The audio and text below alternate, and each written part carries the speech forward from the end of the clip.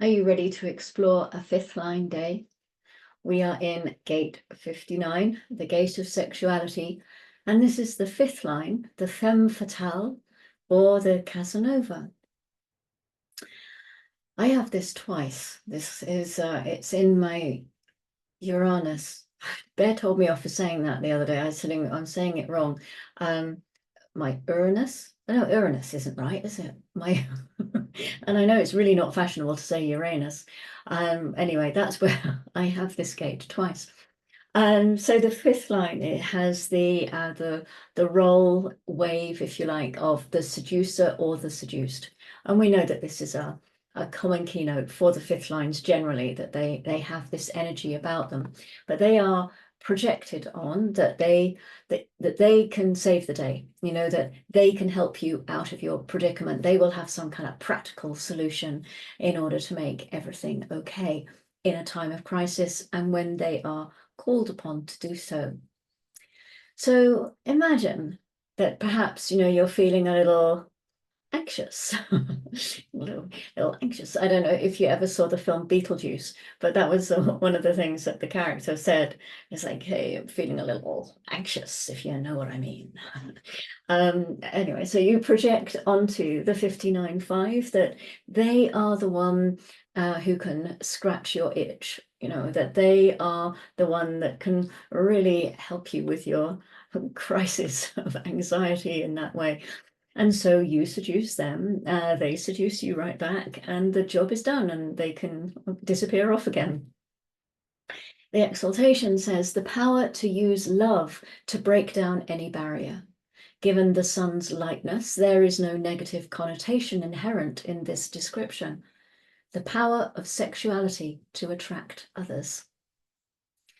The fifth line cannot be consistently sexual. They have to take time out. They have to wait for the right moment to be able to be in that right position. See, all the words I want to use make me, again, it's that carry-on mentality that I inherited from my family. I was conditioned into the carry-on films. So they have to wait for that moment to be called out, you know, to be asked. There has to be some kind of crisis. It has to be correct for them to enter into intimacy and to play that role of the femme fatale or the Casanova. It's very rare that we find the word love in any of the lines of the Rave I Ching, 384 lines, and the word love does not really appear very often. If you look, it's not easy to find. But if you look here in the 59-5, right away, it stands out. It's the only one of these lines in this gate of sexuality and the roles of bonding and union, the only line that speaks of love. And this is the universalization of union. And that is why we have love movies and love stories and love poetry and all of that stuff. What union really is the caveman, cavewoman. You know, it's the bop 'em on the head and grab them before anybody else can do it. It's the preemptive strike. Because the first line expresses that true energy of the hexagram, the pursuer or the pursued. The fifth line is what society would love the hexagram to express. What we want is for union to be, oh, much more exalted. You know, we want the Romeo and Juliet and the romance and all of that kind of thing. This is the projection that the world puts on union, and the fifth line then carries it out. So this is one of the lines deeply misunderstood because of its name, the Femme Fatale or the Casanova. The easiest way to understand this is that it is the other that is projecting onto this person, that they can break down unions, that they are the ones who can make it work. So what happens to the fifth line is that they kind of get the love somehow, you know, they attract all of the love. It is projected onto them, but they may not actually be any good as a lover. You know, it is simply a projection, but it is coming from outside and it's saying, aha, this is the one. This is the one that will break down the barriers. This is the one that will make a perfect union. They may, and they may not. It's very easy for them to slip into that role of the femme fatale or the Casanova because people love them. But they do not necessarily love back. This is one of those dilemmas. This is one of the common things that you see in literature, isn't it? The endless scenarios of somebody loves this person, but they don't love that person, and so they love somebody else, and so then you go, and it all gets very messy, but at the end, of course, the right people end up together and it's perfect.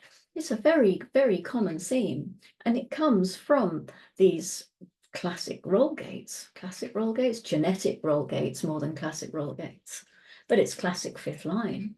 Fifth line is always attracting love, but it doesn't mean they're loving back. It simply means that they are attracting that love. And there is that projection field that comes with it. In the detriment, where the negative potential of this power becomes evident, the gigolo, the adventurous, the power of sexuality expressed as sexual power. So the dilemma here is that the fifth line cannot perform according to the projection. Fifth lines can really get a bad name, simply because they don't fulfill somebody else's projection or somebody else's fantasy.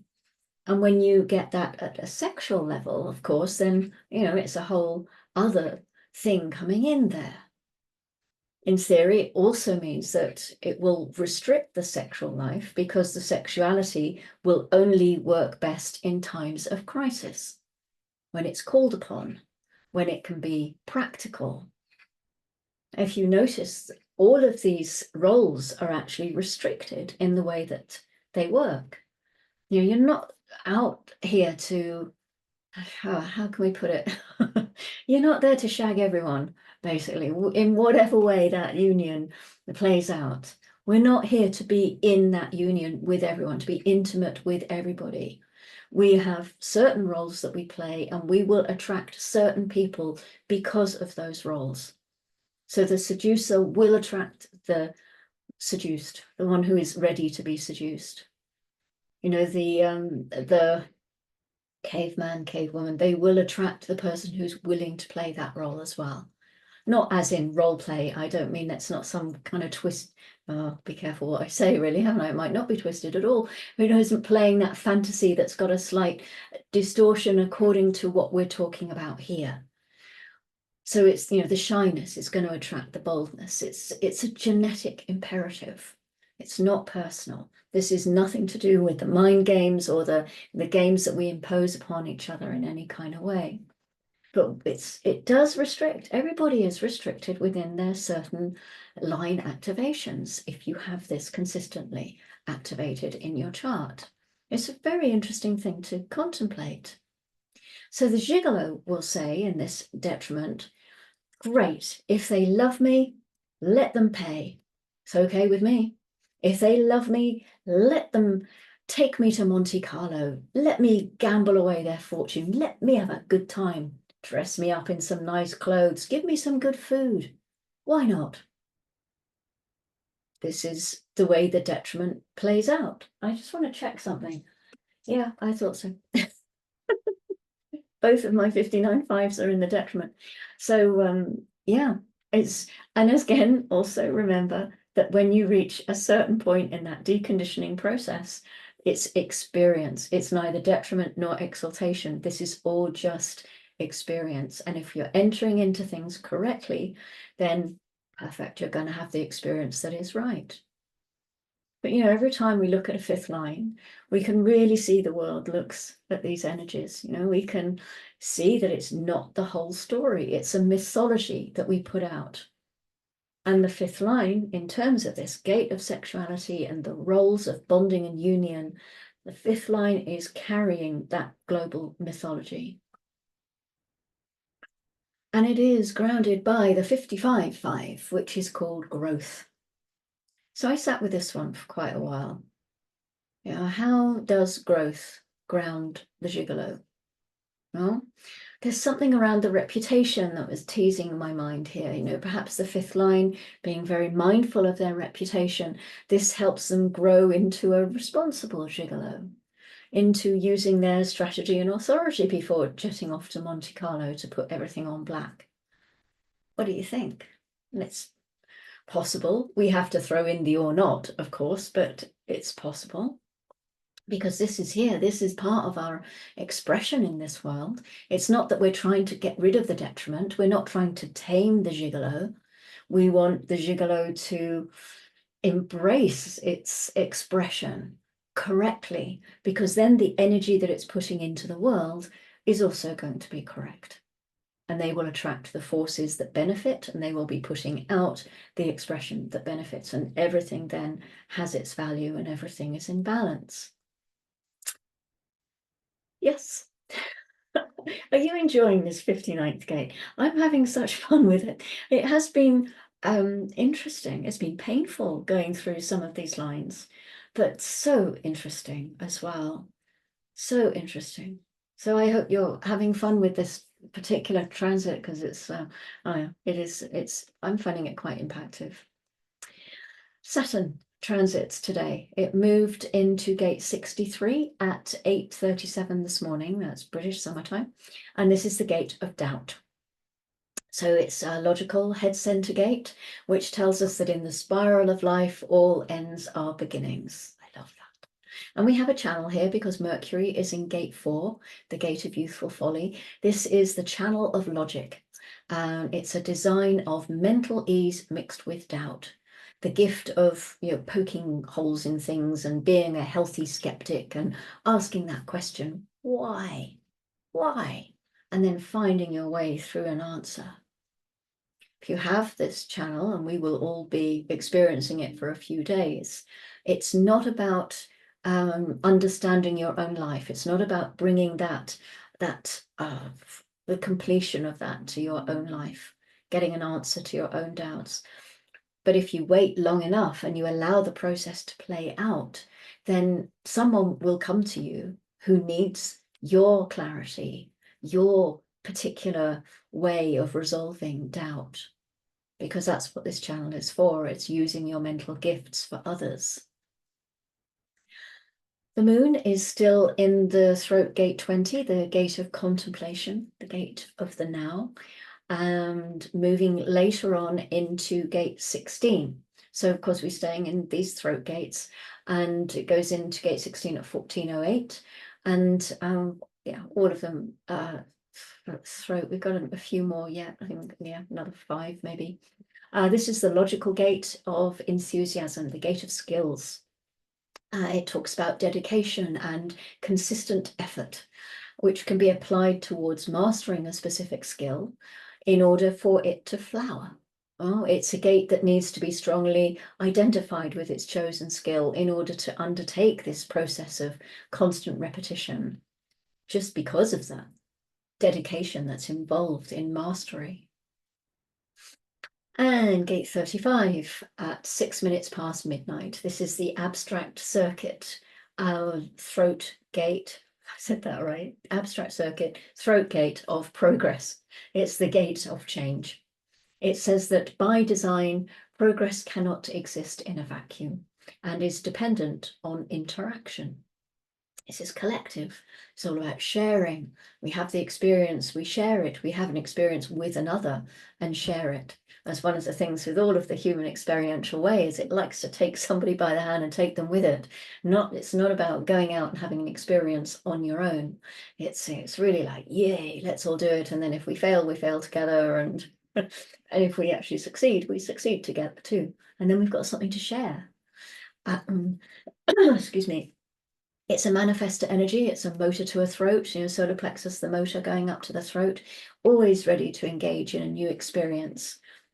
Often just jumping out into the experience itself without considering what the consequences might be. There can be a deep curiosity and a desire for change that is driven by the need to experience all the depth and feeling, or the depth of feeling, really, because depth is the other side. The depth of your feelings. It's always on the lookout for the next thing to do. one experience finishes, let's get going with another. There can be a real drive, even though there is the possibility for it to be connected up to the solar plex. And in that case, then there's the waiting, the waiting. Yeah, what else was I going to say about it? This is not a gate that brings lasting satisfaction. It's a gate, as I say, it's always wants something new. It's part of the channel of the jack of all trades. When the 36 is there, that gives it that full manifestor channel. So solar plexus to throat. On its own, of course, it's a manifestor energy, but it doesn't have the full emotional drive behind it. And there can be boredom. That can be a real issue for this gate if there's no new experience waiting to happen. And this is when strategy and authority, of course, is always good to employ to make sure that you don't just jump into something for the sake of jumping into it because you're bored, but because you actually do have a response or an invitation, or you are initiating into something. Yes, so that is our fifth line for the gate 59. I will see you tomorrow for line 6, and until then, go gently.